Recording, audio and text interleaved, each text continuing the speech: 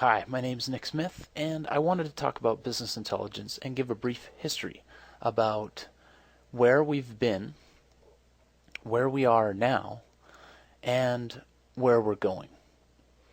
And probably more important to you, why should you care?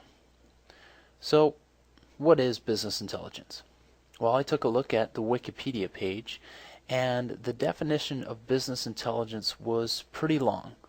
And after reading through the definition, I was kind of like, what? So I just read the first sentence. And after reading the first sentence, I was still confused. BI seemed hard. And is that what it really took for a business to be intelligent? So I thought, okay, well, what is intelligence? Is it knowledge and understanding? Is it about meaning and context? Is it about foresight? To solve complex problems to make better decisions. Well, okay, who makes decisions? Typically, people make decisions. Unless you're the Terminator. Well, how do people make decisions? Well, we make decisions all the time. To go all in or fold, to hold, sell, or buy. And sometimes we make poor decisions, like this, for example. Or this. Or this.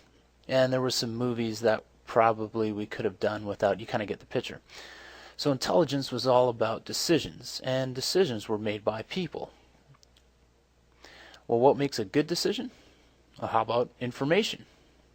And does intelligence plus information equal the right decision? Well, what is information? Well, throughout the history of time, information was used to share stories, to learn with books, which was made more popular by Gutenberg when he invented the printing press. It was used to discover things, which helped Christopher Columbus use this to find this. It helped keep track of things in these types of situations. Or here. And over time, information helped provide answers to unlock secrets, which allowed for innovation from something big to small to smaller to help build something big again. So information was all about answers, and answers allowed people to make decisions.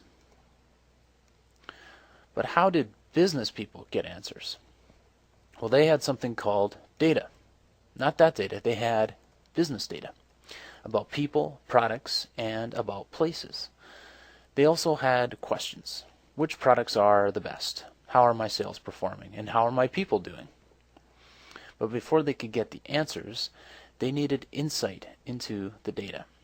Otherwise, it was just guesswork, like pin the tail on the donkey. Except you're the donkey. Data had value. It was precious. And where do you put something precious? Well, it needed to be stored. Before the 1960s, data was stored here in a filing cabinet. And when computers arrived, it started to go other places like here and here. But storing data that way was kind of risky business.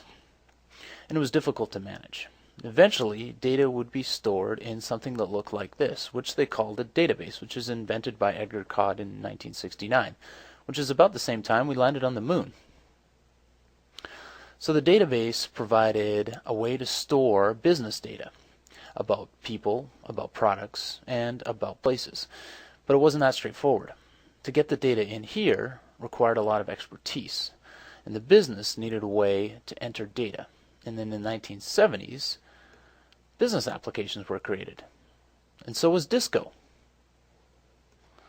Why business applications? Well, they provided a better way to collect the data, and you might be familiar with some of these. So the database was all about data storage, and business applications and the database were about ease of data entry and more data. Well, what about access? Did data plus access provide answers? Well, in the beginning, access wasn't easy. For example, you couldn't drive up to a database and be like, hey, can I have some data, please? It wasn't that easy, and data was coming from multiple places. It was coming from business applications, and it was in the database. Well, why not access one at a time? Well, they tried that with reports, but those were one-dimensional and could only provide access in silos, which meant the data was fragmented. They needed more insightful access across multiple locations, so they moved the data into a data warehouse, which was made popular by these guys in the early 1980s. And there was other things going on in the 80s, like Lionel Richie and Wham was making it big. But now the data could be organized, and it could come from multiple locations to be managed and accessed, and now the data could be served. So data access and management equaled consumption. And this is what I like to call business intelligence 1.0, where BI tools could report and analyze on the data. And in 1989, the term BI was born. BI vendors started to pop up. And they promised more access across multiple locations to report and analyze on the data. Well, why did they want to do this? Well, they wanted to make money for one, but more data equaled more demand. And the business wanted data faster. And at this point, BI was all about performance. So what happened next? Well, the data didn't stop, and along came the World Wide Web, and things began to move more quickly. The business needed answers, and fast. And in the 90s, more BI tools popped up. And there was lots of them. There was information management tools, there was query reporting and analysis tools, there was performance management and data visualization tools. They were everywhere. And they still didn't work because the data usually wound up here, which became this, which eventually became this, which prompted this guy to write this book and created a whole bunch of frustration. Because there was no single version of the truth. So in summary, BI tools created more access, and more access allowed for multiple versions of the truth and more frustration. There was a new challenge of data management. Well, what about cost? All of these tools were expensive, and they were hard to maintain.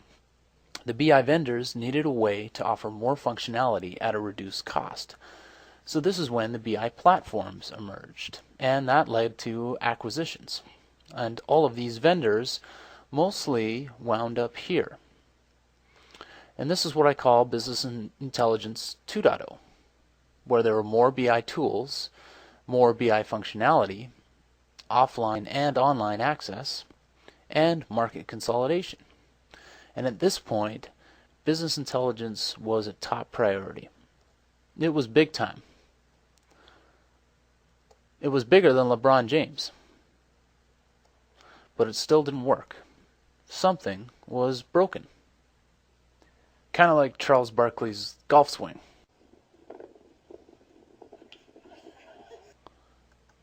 Business people were still confused. And if we go back to the definition of business intelligence, well, things hadn't changed. What wasn't working? Well, the business still couldn't get the answers. It wasn't about people. It was about systems and people accessing those systems. What was wrong with that? Well, it required access.